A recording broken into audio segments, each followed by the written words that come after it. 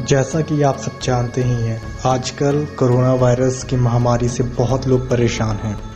लेकिन बात ही सिर्फ इतनी ही नहीं है। कोरोना वायरस के साथ साथ एक नई बीमारी ने भी लोगों को परेशानी में डाल दिया है और ये बीमारी है म्यूकोरमाइकोसिस, जिसे एक और नाम से भी जानते हैं ब्लैक फंगस। ब्लैक फंगस एक फंगस से होने वाली इन्फेक्शन है जो नाक या मुंह के ज़रिए शरीर में प्रवेश करती है, फिर दूसरे चरण में हमारी आंखों को नुकसान करती है, फिर तीसरे चरण में हमारे दिमाग पर अटैक करती है।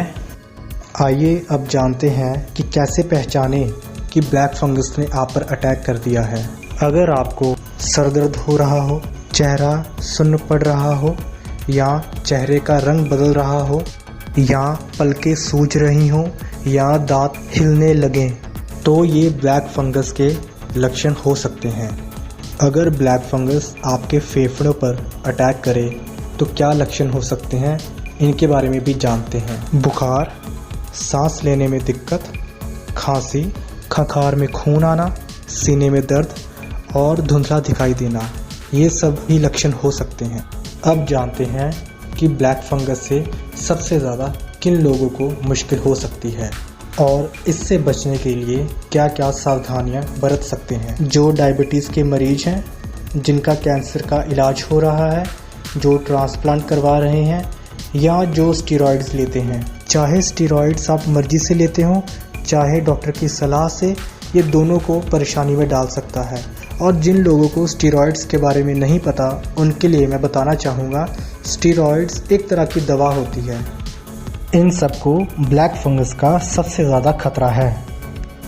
ऐसा नहीं है कि ब्लैक फंगस का खतरा ये पहली बार है। ब्लैक फंगस का खतरा पहले कोरोना वायरस की वेव में भी था, लेकिन तब कोरोना वायरस इतना गंभीर नहीं होता था, जिसकी वजह से हमारा इम्यून सिस्टम काफ़ी हद तक इस ब्लैक फंगस से लड़ पाता था। लेकिन कोरोना वायरस की इस दूसरी वेव में, दूसरी लहर में, ये हमें इतना नुकसान पहुंचाती है कि हमारा इम्यून सिस्टम बहुत वीक कर देती है, जिसकी वजह से अब इस बार ब्लैक फंगस का खतरा बहुत बढ़ चुका है।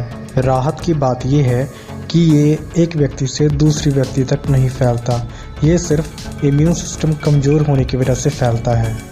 एम्फोटेरिसिन बी नाम की दवाई ब्लैक फंगस के इलाज के लिए इस्तेमाल की जाती है। अगर आपको कोई भी लक्षण दिखे तो तुरंत आप डॉक्टर की सलाह लें और किसी भी सड़क या झोला छाप डॉक्टर के पास ना जाएं, क्योंकि इससे आपका समय ही खराब होगा। एक दिन इस डॉक्टर के पास, 2 दिन दूसरे डॉक्टर के पास करते बस अपना समय ही खराब करेंगे। इसका इलाज है, दवाइयों से भी इसका इलाज होता है और कुछ मौक़ों पर सर्जरी भी करनी पड़ती है। लेकिन इसका ये मतलब नहीं कि आप निश्चिंत हो जाएं, क्योंकि दवाइयों का कोर्स कम से कम 3 से 6 हफ्ते तक चलता है और कई मामलों में कम से कम 3 महीने तक भी। आइए अब जानते हैं कि हमें क्या क्या सावधानियां बरतनी चाहिए। अगर आप डायबिटीज़ के मरीज हैं तो आप अपना शुगर लेवल नियमित समय पर चेक करते रहें और बिना किसी डॉक्टरी सलाह से कोई भी दवाई का सेवन ना करें। अगर आप डायबिटीज़ के मरीज नहीं हैं तो भी बिना किसी डॉक्टरी सलाह के कोई भी दवा का सेवन ना करें।